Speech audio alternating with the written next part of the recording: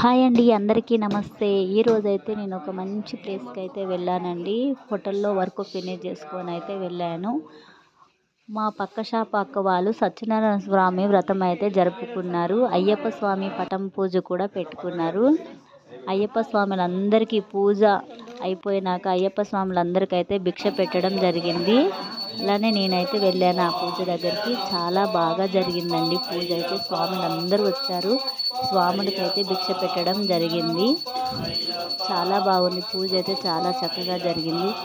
ఓం స్వామియే శరణమయ్యప్ప, స్వామియే శరణమయ్యప్ప, హర హర పుత్ర, స్వామియే శరణమయ్యప్ప, స్వామి శరణం అయ్యప్ప శరణం, స్వామియే శరణమయ్యప్ప.